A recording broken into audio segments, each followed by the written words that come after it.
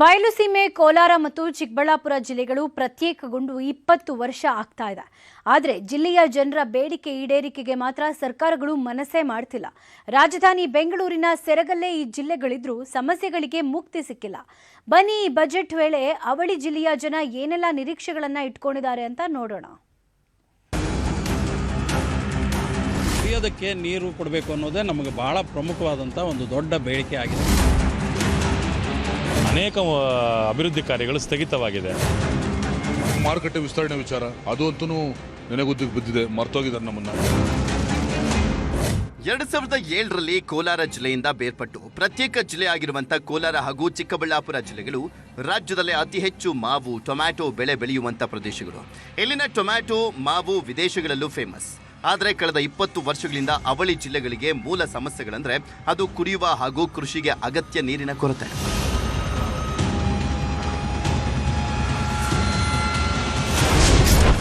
ಎತ್ತಿನಹೊಳೆ ಕಾಮಗಾರಿಗೆ ಸಿಗುತ್ತಾ ಅನುದಾನ? ಅವಳಿ ಜಿಲ್ಲೆ ಅಭಿವೃದ್ಧಿಗಾಗಿ ಬೆಟ್ಟದಷ್ಟು ನಿರೀಕ್ಷೆ.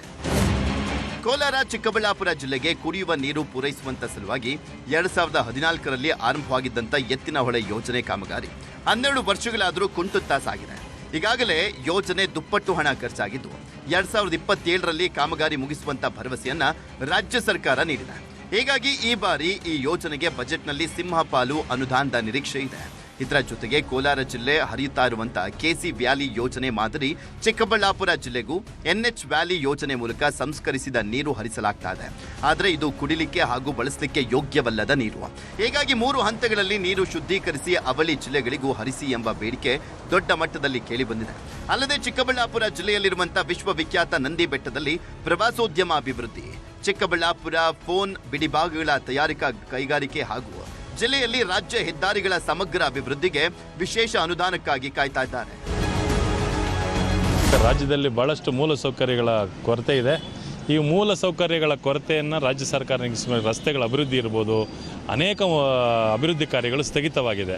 ಇದರ ಬಗ್ಗೆ ಗಮನ ಕೊಡಬೇಕು. ಇನ್ನು ರಾಜ್ಯದಲ್ಲಿ ಅತಿ ಹೆಚ್ಚು ಮಾವು ಹಾಗೂ ಟೊಮ್ಯಾಟೊ ಬೆಳೆಯುವಂತ ಕೋಲಾರ ಜಿಲ್ಲೆಯ ಜನತೆ ಈ ಬಾರಿಯ ರಾಜ್ಯ ಬಜೆಟ್ ಮೇಲೆ ನಿರೀಕ್ಷೆಗಳ ಮಹಾಪೂರವೇರಿಸಿಕೊಂಡಿದ್ದಾರೆ.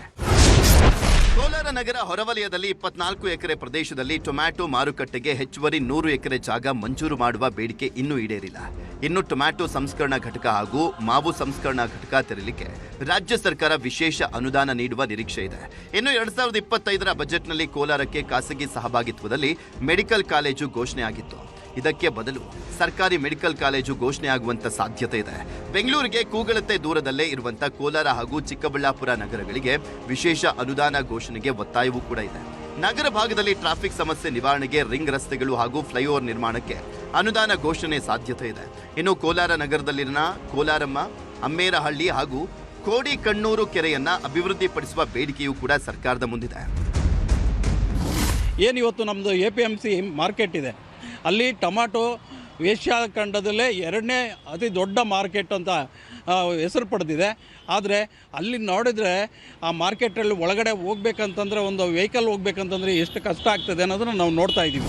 ಇನ್ನು ಕೋಲಾರದ ಹೂವು ಹಾಗೂ ರೇಷ್ಮೆ ಮಾರುಕಟ್ಟೆಗೆ ಜಿಲ್ಲಾ ಪಂಚಾಯತ್ ಕಚೇರಿಗೆ ಹೊಸ ಕಟ್ಟಡ ನಿರ್ಮಾಣಕ್ಕೂ ಬೇಡಿಕೆ ಇದೆ. ವೇಮಗಲ್ ಕುರುಗಲ್ ಪಟ್ಟಣ ಪಂಚಾಯಿತಿ ಸ್ಥಾಪನೆಯಾದ ಕಾರಣ ಪ್ರತ್ಯೇಕ ತಾಲೂಕು ರಚನೆಗೂ ಕೂಗು ಕೇಳಿಬಂದಿದೆ. ನರಸಾಪುರದಲ್ಲಿ ಪೊಲೀಸ್ ಠಾಣೆ ಸ್ಥಾಪನೆಗೆ ಒತ್ತಾಯಿಸಿದ್ದಾರೆ. ನಮ್ಮ ಒಂದು ಸಂಸ್ಕರಣಾ ಘಟಕಗಳು ಅದು ಕೂಡ ಅದ್ರ ಬಗ್ಗೆ ಪ್ರಸ್ತಾಪನೆ ಇಲ್ಲ. ಕಳೆದ ಬಾರಿ ಬಜೆಟಲ್ಲಿ ಖಾಸಗಿ ಸಹಭಾಗಿತ್ವದೊಂದಿಗೆ ಏನು ನಮ್ಮ ವೈದ್ಯಕೀಯ ಕಾಲೇಜು ನಿರ್ಮಾಣ ಮಾಡಬೇಕಂತಂದ್ರು, ಅದ್ರ ಬಗ್ಗೆ ಇದುವರೆಗೂ ಚಕಾರ ಇಲ್ಲ. ಕೇವಲ ಚಪ್ಪಾಳ ಗಿಡಿಸ್ಕೊಳ್ಳೋಕೋ ಕೋಲಾರಲ್ಲಿ ಪಟಾಕಿ ಹೊಡೆಯೋಕ್ಕೂ ಮತ್ತೆ ಸೀಮಿತ ಆಗಿದೆ. 2026ರ ರಾಜ್ಯ ಬಜೆಟ್ ಮೇಲೆ ಕೋಲಾರ ಮತ್ತು ಚಿಕ್ಕಬಳ್ಳಾಪುರ ಜಿಲ್ಲೆಯ ಜನ ಬೆಟ್ಟದಷ್ಟು ನಿರೀಕ್ಷೆ ಇರಿಸಿಕೊಂಡಿದ್ದಾರೆ. ಇದರಲ್ಲಿ ಯಾವ ಭರವಸೆ ಈಡೇರುತ್ತೆ, ಯಾವುದು ಮರೀಚಿಕೆ ಆಗುತ್ತೆ ಕಾದು ನೋಡಬೇಕು. ಚಿಕ್ಕಬಳ್ಳಾಪುರದಿಂದ ದತ್ತಾತ್ರೇಯ ಜೊತೆಗೆ ರಘುರಾಜ್, ನ್ಯೂಸ್ 18 ಕೋಲಾರ.